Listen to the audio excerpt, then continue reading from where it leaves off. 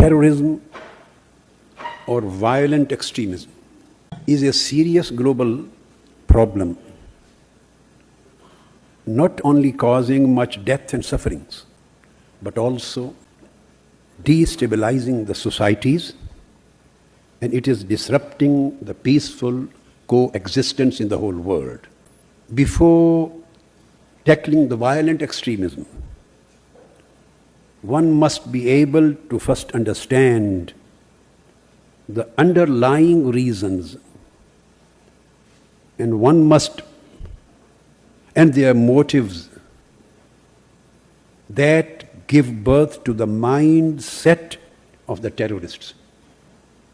The slides which you must be watching here, they just reflect activities of Minhajul Quran International on this subject, or some of my humble efforts all over the world. These are not directly connected my words. You can just watch some of the glimpse, whatever is happening through the efforts of MQI, Minhajul Quran International. So we must understand what are the reasons, what are the concerns which give birth to a specific mindset of terrorism. To me, without such an understanding, all attempts to tackle the problem would be futile. One can sum up the causes generated for terrorism. Some causes are related to ideological factors, whereas some are related to accessibility factors.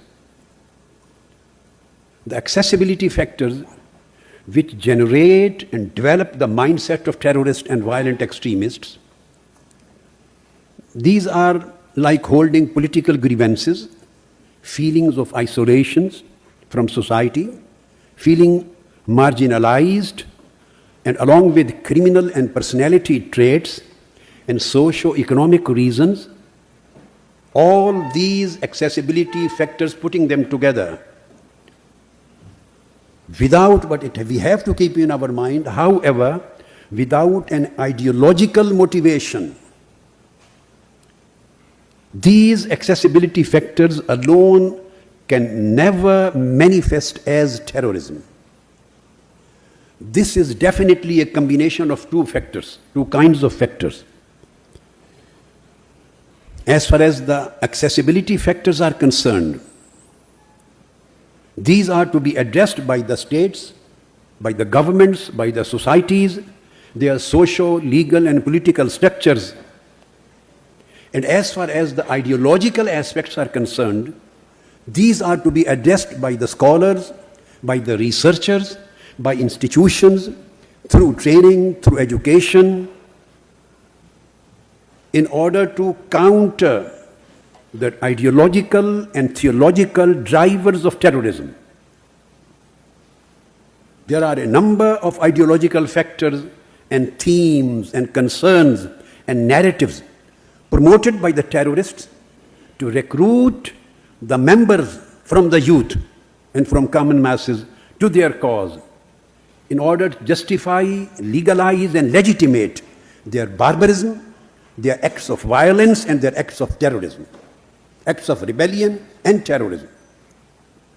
Out of some of these ideological factors are the concept of jihad, concept of Darul Islam and Darul Harb, and wrong application of these terms on Muslim and non-Muslim lands. Then concept of Khilafah, that it is mandatory on the Muslim youth and Muslim people to fight for establishing a Khalifa globally or regionally. Then the concept that we are having a responsibility to safeguard the rights of the Muslim Ummah against the global powers who are conceived or perceived to be the aggressors. Then again the concern that enforcement of Sharia order on the Muslim countries is our responsibility. So they fight for that.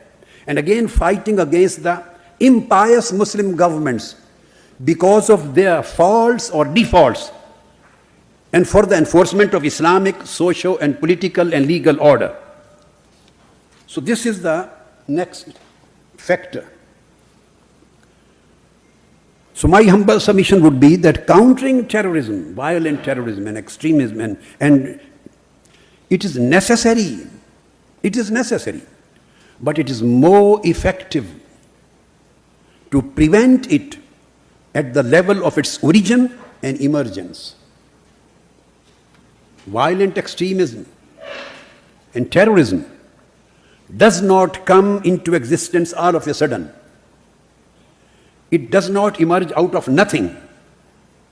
It does not appear in a vacuum. It develops through stages and takes a long time till it is converted in a proper terrorist mindset. And then, after having that mindset, somebody is able to hold the arms in his hand and start killing of innocent mankind. This mindset starts from narrow-mindedness. This is the first stage. Narrow-mindedness in understanding the Islamic concepts, in appreciating Islamic injunctions, in wrongly appreciating its implication and application with narrow-mindedness. If this narrow-mindedness or the first stage is not properly addressed, and this is to be addressed through education, here education gets directly relevant, indispensably relevant at this stage. Through training, through education, through spreading awareness, we can only de-radicalize the minds, or we can only stop the youth from being re-radicalized. Through inculcating the concepts of Islam in their minds, and the concepts of Islam which are needed to be inculcated in their minds at this stage are the concepts of openness, tawassu, inclusiveness, flexibility, accommodation, inclusiveness, intra-faith and intra-school dialogue and harmony, and by rebuttal of the attitude of expulsion, takfir. Everybody who does not agree to me is a kafir. He is to be expelled from the ambit of Islam. So this attitude is to be corrected. This way of thinking is to be stopped at this level, but not in a hard way, by inculcating the Islamic educational, intellectual, philosophical, legal, juristic and theological expansive ideas and inculcating them into their minds and understandings. If these thoughts are not addressed at this stage, then these thoughts leads them towards extremism. This is the place where extremism emerges as a process. And this extremism leads the people, if not addressed and stopped at a proper time, I am emphasizing on the proper time, not addressed, then finally it leads to terrorism, violent extremism.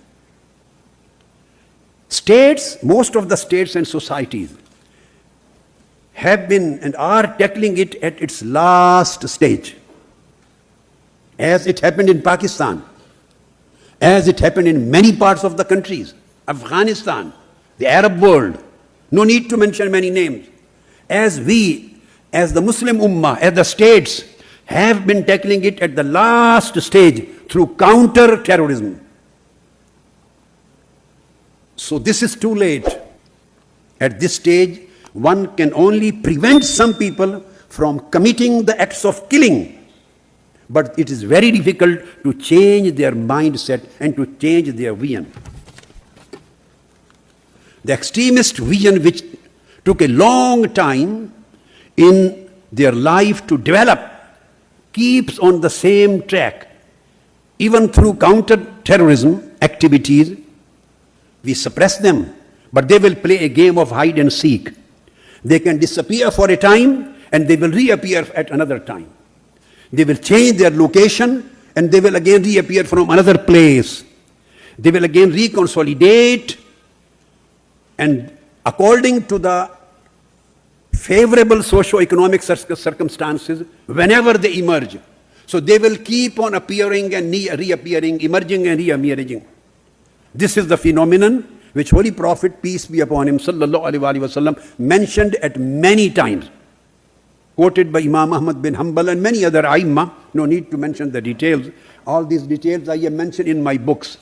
Jihad, I brought for the honorable participants of the OIC. Jihad, perception and reality.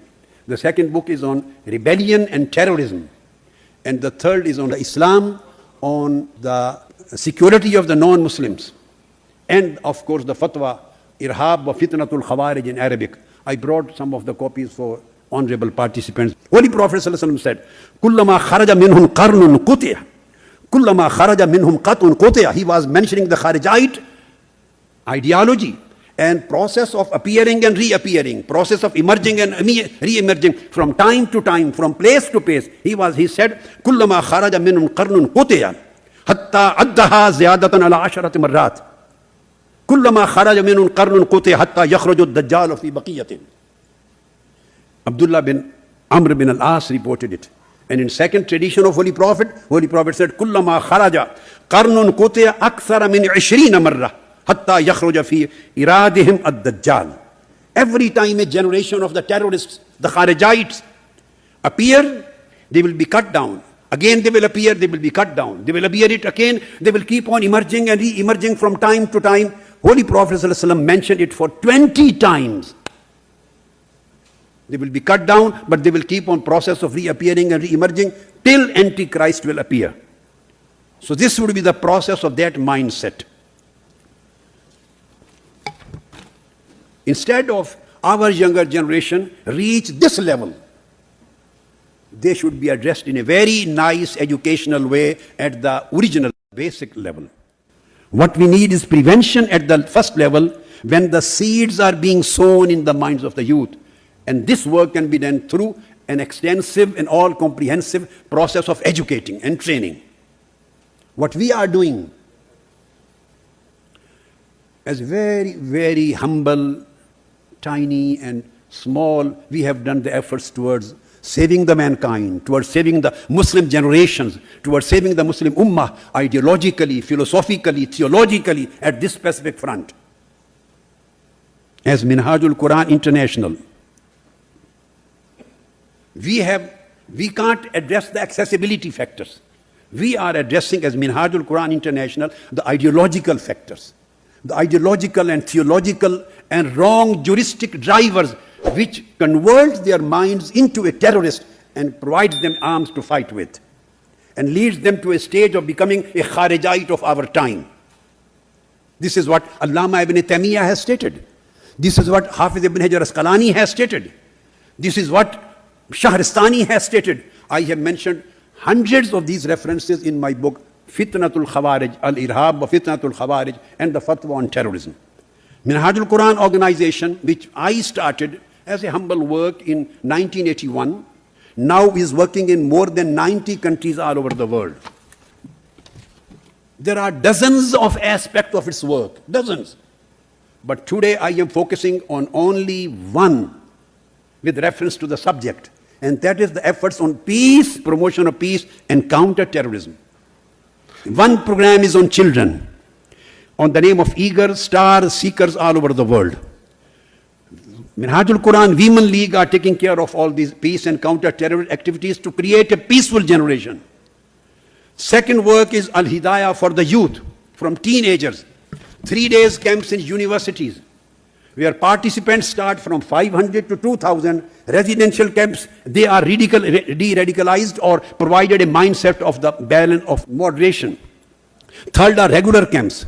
Fourth, for the common people, where 12,000 to 14,000 people, the younger people in England, Europe, America, they participate and we give the message of peace and counter-terrorism. Fourth is PEP, Peace Education Program. Specific curriculum for students and youth, for teachers and preachers from distant sectors of the society. Then establish the Minhaj colleges and schools, 700 institutions, emphasizing on promotion of education on peace and counter-terrorism. In the university, offering the masters, MPhils, PhDs on peace and counter-terrorism. Then our Minhaj Institute of Peace in Britain, doing process of de-radicalizing the youth. Then interfaith conferences, the Minhaj publications, at least 50 publications from my authorship on just peace and counter-terrorism. Then specialist classes of Quran, dealing with the verses of jihad, of the qital, of Surah Tawbah, of Surah Al-Fal. Then specialist programs on the Hadith Seerah, as Muhammad the Peacemaker, as Muhammad the Merciful, as Muhammad Peace, Islam, Peace and Compassion, on human rights, rights of Muslims and non-Muslims, security of non-Muslims, all these things. Then specialist Seerah program, dealing with the warfare of Holy Prophet, 10 years Medinan period, Holy Prophet's strategy of war, preemptive strategy, protective strategy, repulsive strategy, retributive strategy, addressing all those allegations and criticisms which are done by the critics on the Seerah of Holy Prophet and which are wrongly inferred by the extremists and start jihad. We address those aspects. Then special contemporary issues of integration, citizenship, religious pluralism, peaceful coexistence, cohesion, all these subjects, poverty alleviation. So we are trying to work by establishing the institutions, the schools, the colleges, the universities, the publications, the workshops, and the seminars, and classes and interfaith visits in order to inculcate a vision of, broader vision of Islam, which may provide the minds based on moderation, on peace, on kindness, on love, on non-violence, on interfaith and intra-faith, so that they may know that Islam is not for the Muslims, it is for the whole of mankind. And Prophet Muhammad was not raised only for the Arabs, only for the Muslim non-Arab. No, Prophet Muhammad was raised for the whole of mankind in order to provide them with mercy, with kindness, with moderation, with modernity, and with love and with peace. So this is the main character, face of Islam, and these values should be promoted right from the beginning till the end, individually, collectively, institutionally, and internationally. Thank you very much.